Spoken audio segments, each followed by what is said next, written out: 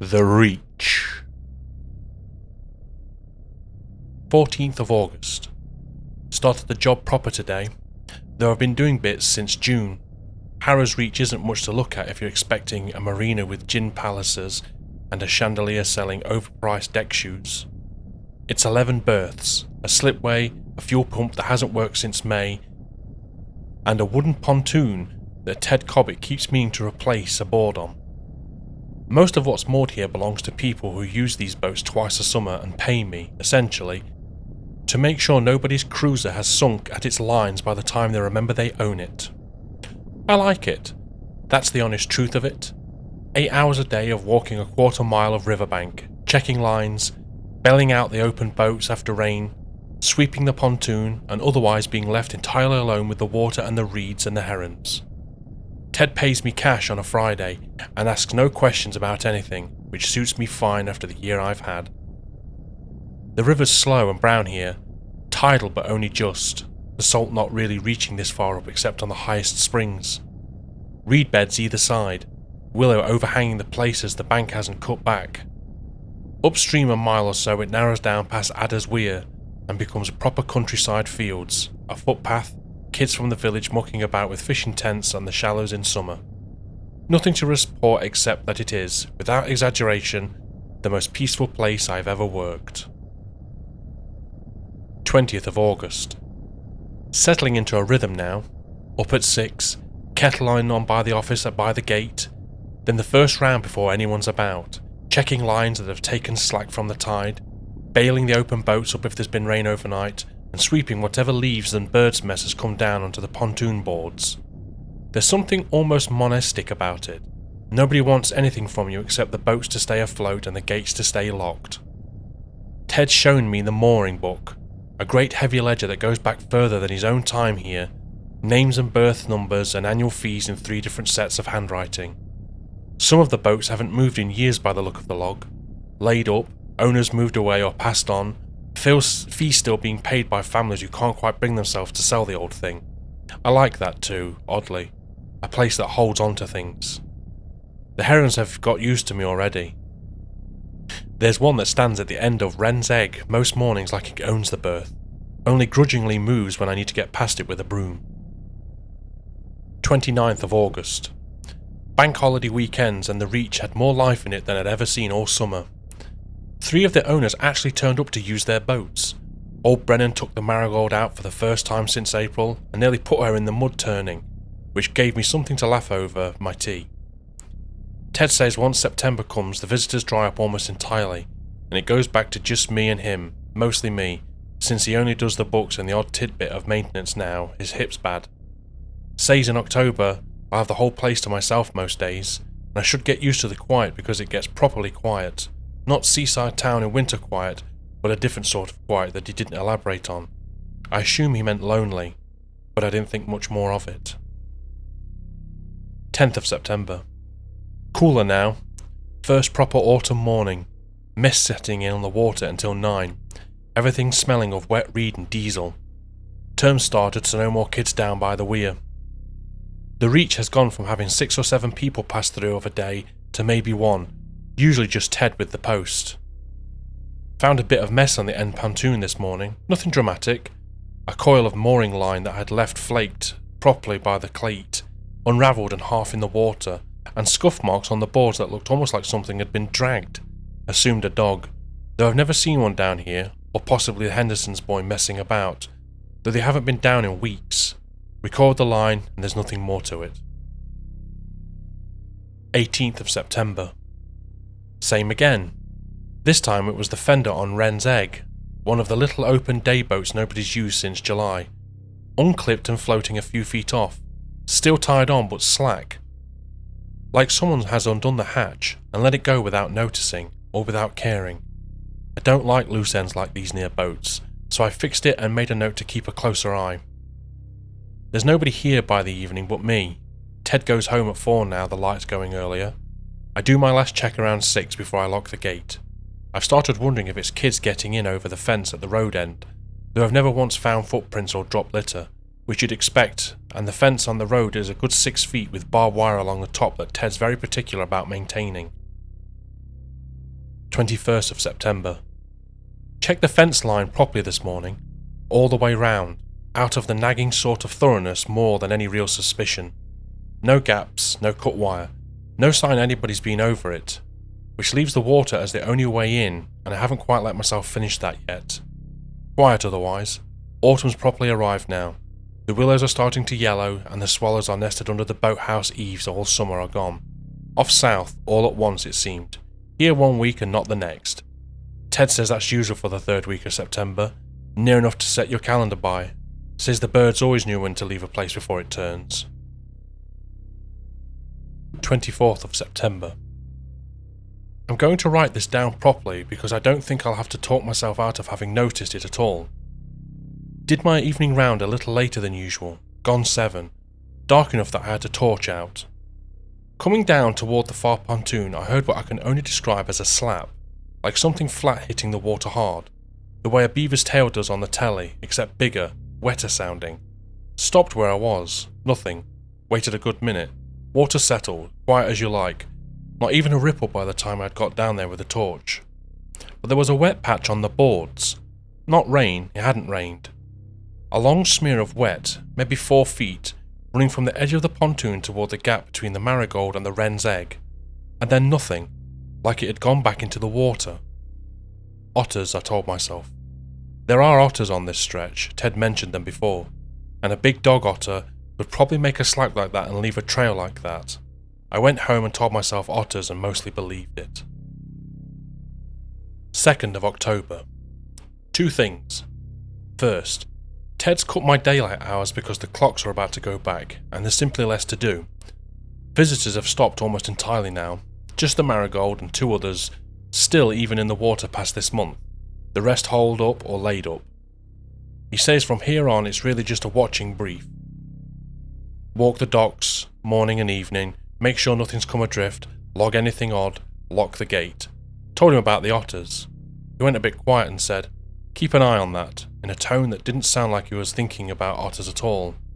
But I let it go because I wanted my tea. Second thing, I did my evening round in proper dark for the first time this season. Gone 6:30 now with the light going away it is, and I came around the bend where the boathouse blocks the view of the long pier. I caught, just at the very edge of the torch beam, something going into the water off the end. Not a splash exactly, more of a controlled entry, like a diver, but low and fast and without the white commotion a person makes. I only saw it for perhaps a second before it was gone under the surface, and the ripples were already smoothing out by the time I reached the rail. I want to write that I looked at the big dog swimming, or a seal, because that's what the sensible thing is to write. I'm not going to pretend that's what it looked like. It looked like it had limbs, 4 of them, moving in a way that wasn't a paddle or a stroke, something closer to how a frog goes, except far too big. Pale, a greyish pale, the colour of a drowned thing, in the sliver of the torchlight before it went under. I stood there a long while, told myself it was a trick of the light on water, kind of thing that happens when you're tired and it's dark and you've had otters on the brain for a week. Locked the gate, went home, but didn't sleep well. 5th of October. Quiet 2 days, nothing to report, and I'm almost glad to write that. It's colder now, proper cold in the mornings, frost on the pontoon boards by 7. The marigold came out for haul out on Tuesday, so now there's really just 2 boats left afloat. Brennan's little runabout, and a fishing boat that belongs to a bloke called Simmons who works the river commercially, eels mostly, and who I've maybe met twice. I've decided the sensible thing is to stop doing the evening round right at dusk, and do it a bit earlier, while there's still proper light. Told myself this is about efficiency and not about anything else. 6th of October. Local paper today, left on the bench by the gate. Must be Ted's. He does the crossword on his tea break. Front page. A boy from the village, 9 years old. Name of Callum Reed. Missing since Saturday. Last seen by his mother, playing down by the river. Near the footbridge upstream, past Adder's Weir, about a mile up from the reach. Search parties out over the weekend. Nothing found. Police appeal for information, the usual. I read it twice. My hands weren't quite steady doing it.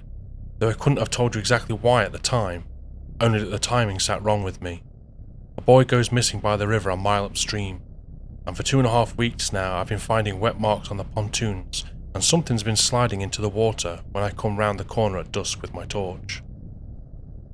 I told myself I was being morbid, connecting two things that had no business being connected. A boy goes missing by the river is, God knows, a common and terrible enough thing on its own without dragging otters and shadows into it. I did my evening round anyway, earlier than usual, daylight still holding, nothing, no marks, no wet, no shape going into the water. I told myself that settled it, and I nearly believed that too. 9th of October. I need to write exactly what happened tonight, in order, because my instinct is already to soften it in my head, and I don't want to let myself do that. I'd meant to do my round at 5, before the light went, but Ted kept me late going through the winter moorings list, and by the time I got down to the gate, it was gone 6:30 and full dark. Clear sky, cold enough my breath was showing. I had the big torch, the 4-cell one Ted keeps in the shed for exactly this sort of thing, and I told myself I was being ridiculous carrying it like a weapon, holding it low and to the side the way you're taught for spotting things rather than announcing yourself. Went down the top row first. Nothing. Quiet. The frost already forming a skin of the puddles by the diesel shed. Came round the boathouse corner toward the long pier the way I do every night, and this time I didn't rush it. Came round slow, torch off, and let my eyes do the work in the moonlight before I switched it on. Down the length of the pier, right at the far end where it meets open water past the last berth, there were 3 of them. I want to describe this as carefully as I can, and not as dramatically as my memory wants to make it. They were crouched, low, the way a swimmer crouches at the edge of a pool before diving, but wrong in the proportions. Too long in the arm, and the shoulders were set too high and too narrow. The heads flattened somehow, low-browed, with no real neck to speak of. Pale. Not white, more a grey-green, mottled, glistening even in poor light, the way an eel or a drowned branch glistens. I'd say 4 foot, 4.5 at most. Hunched as they were, there's something in the way they held themselves suggested they'd stand taller. I put the torch on them. I don't fully know why. Instinct, I suppose. The same instinct that makes you shine a light at a fox in the headlights rather than look away. All 3 turned toward the beam at once, and every one of them opened its mouth and showed me its teeth. Not a snarl exactly. No sound came out of it that I registered beyond something low and wet, like air forced through a throat that wasn't built quite like ours, but the intent was unmistakable. It was a threat display, plain as any dog's. Rows of teeth, small and close set, and very many of them the way a pike's mouth is teeth, not the way a dog's is. I don't remember deciding to stay still. I think fear simply switched everything off for a second or two, and in that second or two they went, not scattered, not panicked, but all 3 together, over the edge of the pier and into the water in what looked like a single practiced movement, gone under what barely a splash, and the ripples smoothing flat within moments the way they had always had. I stood on that pier for I don't know how long enough for the cold to properly get into me. Then I did something I'm not proud of, which is that I walked, not ran, walked, because some part of me was determined not to run, back up to the gate, locked it with hands that wouldn't quite manage the padlock the first 2 goes, and drove home. I did not finish the round. I do not know, tonight, whether every boat is properly secured, and I find that I especially don't care. 10th of October. Went back this morning in full daylight. Told Ted I'd had a dizzy spell last night, and hadn't finished up, which he took without much comment beyond telling me to see a doctor if it happened again. Finished the round properly. Everything moored as it should be. No marks on the pier boards that daylight made obvious, though I looked hard. Then, down at the waterline under the end of the long pier, where the bank shelves off of the deep water, and there's a sort of natural gully cut by the current, I found something in the mud that the tide, such tide as it reaches us, had half uncovered. I'm not going to write in detail what it was, partially because I can't be entirely certain, and partially because I don't want to. I will write that it was small, and that it was not whole, and that once I understood what I was looking at, I was sick over the side of the pier, and then I covered it back over with mud and stones with my bare hands, because I could not think of what else to do. And I have not told anyone, and I do not know whether that makes me a coward or something else. I keep thinking of the newspaper. Callum Reed, 9 years old, last seen playing by the river. 11th of October. Didn't sleep well. Went in anyway because staying home with my own thoughts seemed worse than going.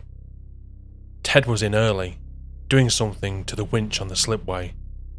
And I don't know what he read on my face, but he stopped what he was doing and looked at me properly for the first time in weeks and said, "You've seen something then." I said I didn't know what I'd seen. He put his tools down, which for Ted was a significant gesture, and told me to sit with him a minute on the bench by the shed.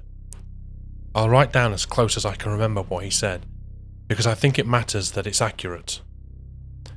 He said the Reach has been working mooring of one sort or another for the better part of 200 years, and that in all the time there have been things in this stretch of river that nobody talks about above a certain kind of whisper, and that most of the older families along the Reach know, in a way you know something without even having been told it outright,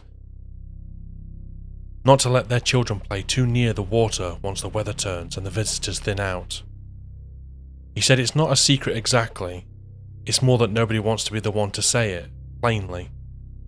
Because saying it plainly makes you responsible for it, and nobody wants that either. I asked him straight out what it was, and he said he didn't have a name for them beyond what was his own grandfather had called them, which was simply the Reach folk. Said the way you'd think tinkers or gypsies, an old unkind habit of naming a threat like it was a type of person rather than admitting it what it actually was. He said, and I'm going to write this as close as to his exact words as I can manage, that they've always taken somebody, most years, sometimes nobody for 2 or 3 years running if the water's been kind, but most years somebody, and that the unspoken understanding, going back further than he could account for, was that it was tolerable so long as it was one of the visitors. Someone off a boat that had come up from the coast or down from further inland. Someone whose family wasn't from here, whose absence would be a tragedy that happened somewhere else, reported in a paper 2 counties over, mourned by people who'd never come back to ask hard questions of a small village on a slow brown river. He said that was the understanding. That was how it had always worked, and how the village had let it work, because the alternative, actually confronting what lived in the water, was worse than the quiet arithmetic of letting the strangest child be the cost some years. I asked him about Callum Reed. He went quiet for a long moment, and then said something that was different, and that everyone knew it was different, and that was exactly why nobody in the village was talking about it above the same whispered register. Callum was local, 3rd generation. His granddad had fished the water same as Ted's had, and still, Ted said, still there were people in the village, good people, people who'd known that the boy since he had been in a pram, who were choosing, actively choosing, to let the search wind down, to let the story become a tragic accident, a drowning, a body that would wash up maybe eventually, and maybe never would, because to say otherwise was to admit that there was something in the water that the whole village had been quietly feeding for longer than living memory, and none of them wanted to be the first one to say it. He told me that was the real horror of it. If I wanted his opinion, worse in a way than the things themselves. That the things in the water, in the end, only doing what such things do. It was the village doing the rest, deciding a boy's life was an acceptable and continuing cost of a peaceful, prosperous little mooring, where nobody official ever came asking difficult questions. I asked him why he was telling me this now, after months of me working here without a word of it. He said because I'd clearly already seen enough that lying to me further would only get somebody, probably me, killed. And he'd rather have that on his conscience than the alternative. I sat on that bench a long time after he went back to his winch. I don't fully know what I feel, sick mostly, and something underneath that sick that I think, if I'm honest with this page if nowhere else, is anger. 13th of October. 2 days of trying to behave normally and finding I can't. Keep thinking about that shape of that small thing under the mud. Keep thinking about a woman in the village I've never met, whose son is being allowed to become a rumour because owning up to the truth would cost everyone, something they'd rather not pay. Went to the library in town on my afternoon off and looked through the local archive. Old parish records, back copies of the paper going back as far as they keep them, which is only about 60 years on microfiche. Further back than that is just occasional bound volumes of a defunct county gazette. It won't list everything I found, because most of it was inconclusive. The kind of pattern you can convince yourself is there if you want it to be. But I will say this. In a 60-year run of a small local paper, I found 9 reports of a person lost in a river along this particular reach and never recovered, or recovered only in part. Of those 9, 7 were described in the reporting as visitors, holidaymakers, or not known locally. One was a commercial boatman, not native to the village but resident some years, and one, from 1962, was a local child, age given as 8, and the report on that one was strange, brief. Oddly incurious for what should have been a devastating local story, folded into a single column with no follow-up I could find, no inquest reported, nothing. I don't think that's a coincidence. I think that's the pattern Ted was describing, laid out in newsprint if you know what to go looking for. What struck me more than the raw count was the language.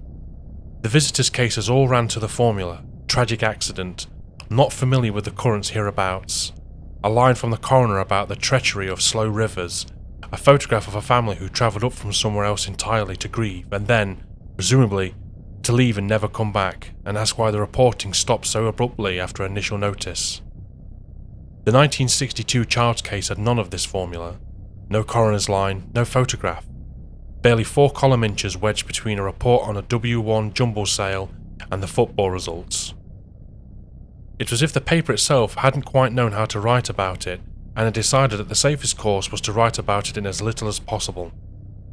I sat with that longer than I meant to, in the quiet of the reading room, an old librarian glancing over now and again to see if I needed help, if I hadn't the words to ask for. I also found, folded into a bound volume from 1934, a short and very oddly worded piece about clearance works undertaken to the weir to remove dangerous obstruction, following representations from local boatmen. Dated from August, no further detail given, no explanation of what the obstruction had been or how it had been cleared. I thought about what Ted had told me about the men with dogs and shotguns and felt, for the first time since the whole business started, that I had actual documentary ground under my feet rather than just an old man's half-remembered story and my own frightened imagination. 15th of October. Told Ted what I'd found in the archive. He didn't seem surprised, only tired.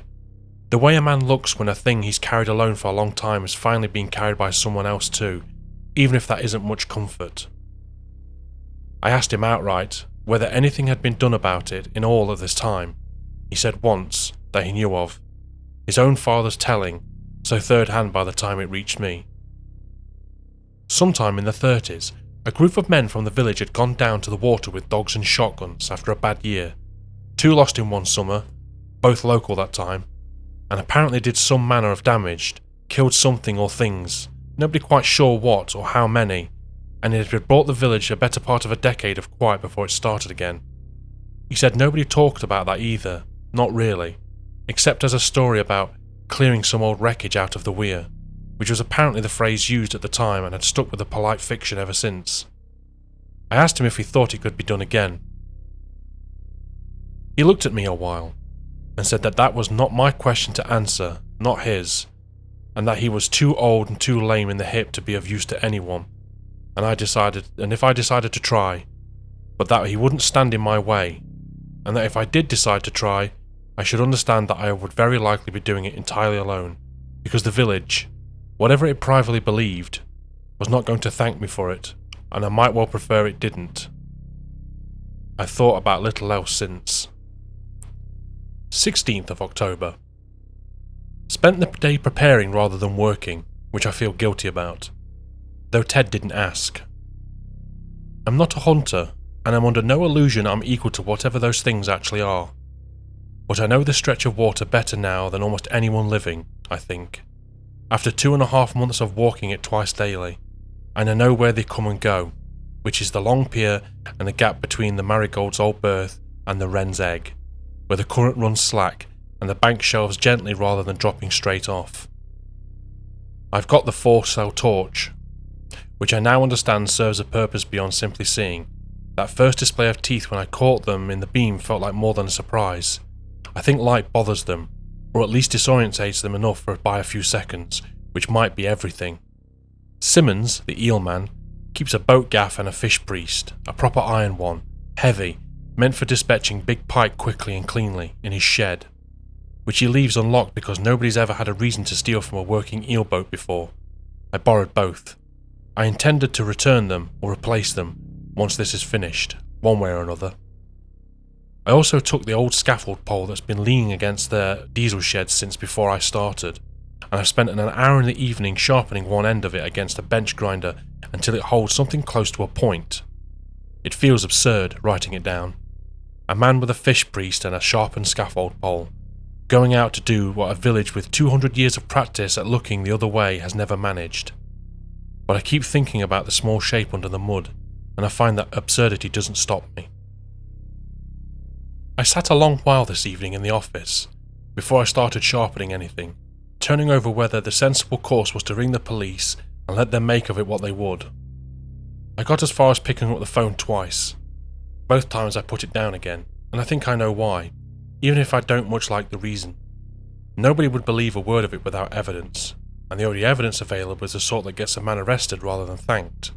And worse than that, some part of me has started to feel that this has become mine to finish, in a way I can't fully explain to anyone who has stood on the pier with a torch in their hand. Ted's grandfather's generation dealt with this once with dogs and shotguns, and a polite lie about a weir maintenance. I don't have the dogs, or the shotgun, or apparently the numbers. I have what's in Simmons' shed, and what I can grind into the edge onto myself, and I've decided that that will have to do. I wrote a short note tonight as well, sealed in an envelope, and left it at the top drawer of the office desk where Ted will find it if he goes looking. It says only where I'll be, and roughly what I believe I'm dealing with. And if anything happens to me, he's to make of it what he judges best, and that I don't hold him or anyone else in the village responsible for whatever comes my own way, as my own choice to go down to the pier tonight is my own. It felt like a melodramatic thing to do while I was doing it. It felt considerably less melodramatic once it was sealed and in the drawer. 18th of October. Waited last night. Nothing came.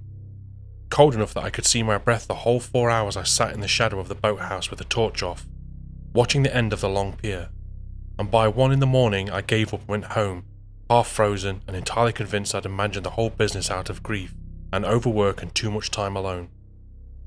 I don't think that anymore, writing this in daylight with a full night's poor sleep behind me, but I recorded the doubt honestly because I think it matters, for whoever reads this after, that I wasn't certain of myself the whole way through.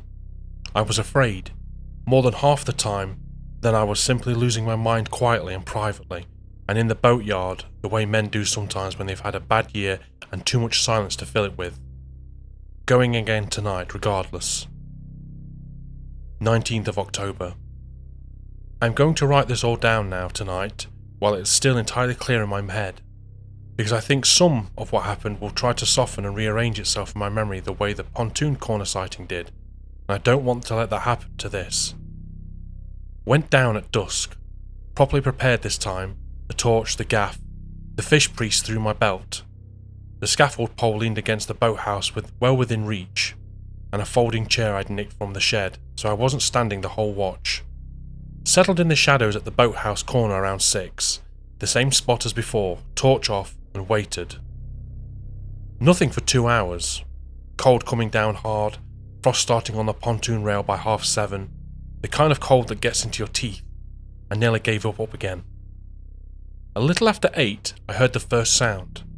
That same flat slap I'd heard weeks before, off toward the end of the pier, followed by a second, closer. Then a third sound I hadn't heard before, kind of low clicking, 3 or 4 notes of it, almost like a call, answered a moment later further off, out past the last mooring, a similar clicking in a slightly different register. They were talking to each other. I want that written down plainly because it changes what I understand about what I did next, even now. They were talking to each other, the way animals call to each other, and the way something rather worse than an animal might. I came round the boathouse corner slow, the way I had before, and this time I didn't hesitate with the torch. I put the beam straight down on the pier, and the moment I had line of sight. 2 of them were on the boards, closer to the water's edge, and there was, between them, plainly, unmistakably in the light, the remains of something that did not belong to an animal. I'm not going to describe it further than that. I understood in that instant, with a clarity that felt almost calm, more calm than anything I've felt in this whole diary, that whatever squeamishness or doubt had been holding me back for the past 10 days was no longer available to me as an option. I went at the nearer of the 2 with the pole first, because it was the only one half turned toward the water, and I judged, rightly as it turned out, that I had one clean chance before it was gone. I took the point somewhere to the shoulder, high, and made a sound I'm not going to try and render in writing, a sound that I still hear when I close my eyes tonight, and it went down hard into the boards, thrashing, and I pulled my full weight behind the pole, and drove it further and stopped thrashing not long after that. The second one came at me rather than for the water, which I had not expected and which very nearly finished me. I remember the teeth, close enough to feel the cold wet breath of it. Remember getting an arm up and being knocked back against the pier rail hard enough to lose the wind out of me. And I remember, more than instinct than any decision I was conscious of making, getting the fish priest into my other hand and bringing it down as hard and as many times as I was able while it had me pinned, until it stopped being a fight and became simply me hitting something that had already stopped moving. Which I only realised some seconds after I ought to have. There was a third clicking call, further out in the water, urgent this time, different from the earlier ones, and then nothing. I got up off the boards. I don't know how long I'd been down, not long, but long enough that the cold had properly set into the wet patches of my coat, and I shone the torch over the water. Nothing on the surface, but out past the last mooring, on the very edge of the beam's reach, I caught 3 more shapes, low in the water, watching. Not fleeing this time, not diving for cover. Watching, the way you'd watch something that had just taken 2 of your own, memorising it, I think. In whatever way these things memorise. Then, one at a time, unhurried, they went under, and the water closed over flat and quiet. The way it always does here, as if none of it had happened at all. The one I'd taken with the pole was smaller than the other. I noticed once I made myself look properly. Something about the proportion of it, the not quite grown look of the limbs, put a thought in my head I have been trying since to put back out of it, about whether these things have young the way anything else does, and whatever I had killed something closer to a child than I'd wanted to admit. I don't know what to do with that thought, and I'm not sure I ever will. I only know that whatever these creatures are, they had a boy's remains laid out on my pier, and when I came round the corner I had decided that I was not obliged to extend them mercy they plainly did not extend to us. I sat on the pier a long while after that, next to the 2 of them, not quite able to look at either directly, until the shock of it, or the cold, or both, got me moving again. I've done what needed doing with the remains. I'm not going to write down exactly what, only that it's done, that I did it alone, and that I intend for it to stay between these pages and nobody else, for now. I put what was left of this boy, so far as I could gather it, aside, wrapped to be found somewhere in a way that will let his mother bury something, even if it can never be everything. And I've already decided what I'm going to tell Ted to tell the police about where and how it was found, a version simple enough to be believed and kind enough that nobody has to know the whole of it. 3 left, at least 3, possibly more I never got a sight of. I don't feel triumphant writing this. I feel entirely hollowed out, and colder than the night's accounts for, and older than I was this morning by rather more than 1 day. 20th of October. Slept perhaps 2 hours, went in anyway. Told Ted enough of it, not all. I don't think all of it would do either of us any good. And I watched something in his face that I think was relief and grief in more than less equal measure. An old man realising that the thing he'd carried quietly for decades had finally, partially, been answered, and that it had cost a child's life to get there, a local child this time, which the village will now have to sit with in a way it's evidently managed to avoid before. The remains were found this morning, exactly as I arranged. I understand from Ted, who heard it from someone in the village by lunchtime, that there will be a funeral within the fortnight, and that the story being told is a drowning, tragic accident, a body finally giving up to the cruel stretch of river after a long search. I let the story stand.